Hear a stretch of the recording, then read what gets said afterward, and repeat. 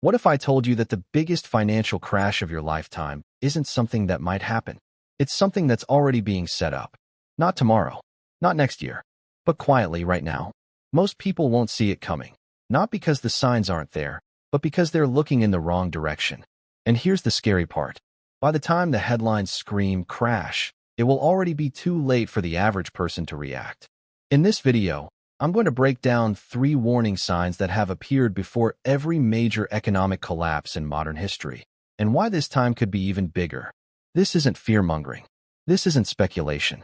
This is about understanding how money actually moves, so you can protect yourself while everyone else panics. Let's begin. Part 1. Why most people never see crashes coming. Here's the truth most people don't want to hear. Economic crashes don't happen suddenly. They happen slowly, then all at once. In 2008, people were buying houses days before the collapse.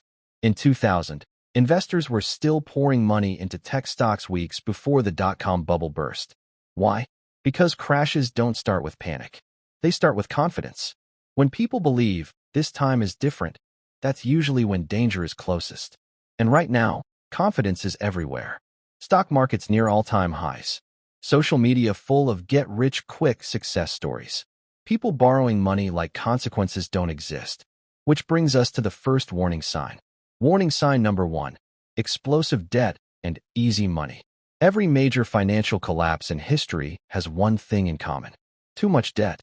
Not just government debt, but consumer debt, corporate debt, and private borrowing.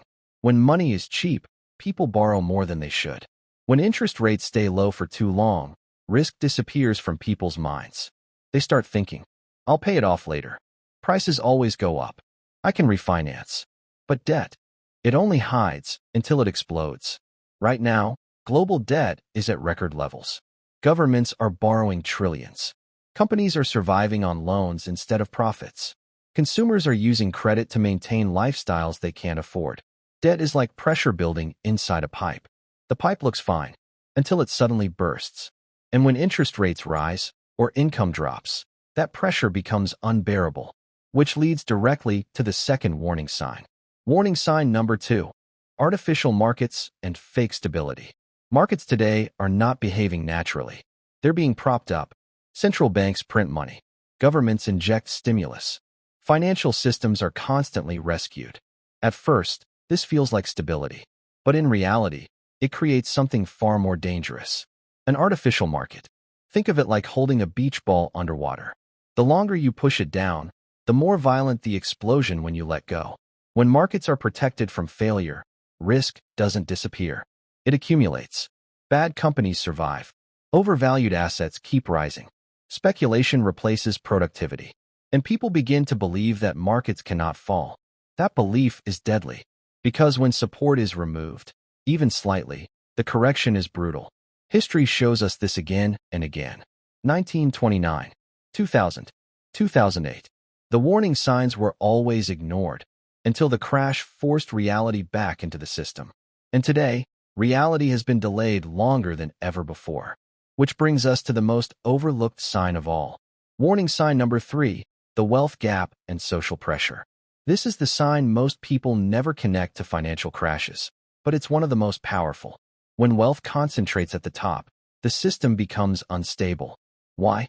Because the economy only works when the majority of people can spend money, pay debts, participate in growth.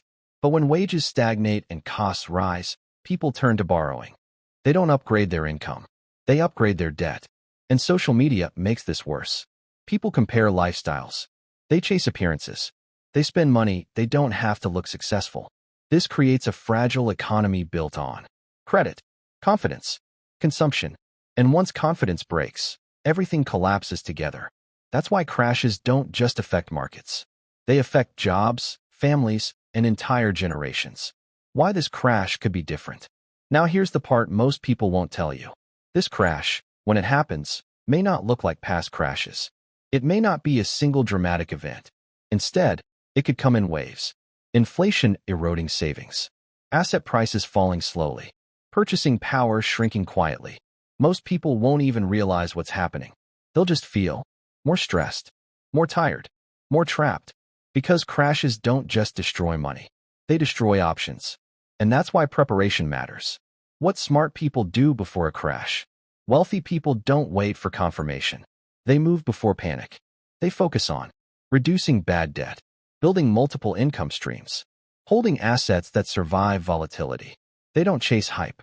They don't follow crowds. They don't rely on a single system. Because they understand one thing. Crashes don't destroy wealth. They transfer it. From the impatient to the prepared. From the emotional to the disciplined. Final message, control what you can. You can't stop an economic crash, but you can control how exposed you are. History doesn't repeat itself, but it rhymes. And right now, the rhythm is familiar. If you understand the signs, if you stay calm, if you prepare instead of panic, then what scares most people could become your biggest opportunity. Because in every crisis, there are two groups. Those who wish they had prepared, and those who are glad they did. The choice is always made before the crash.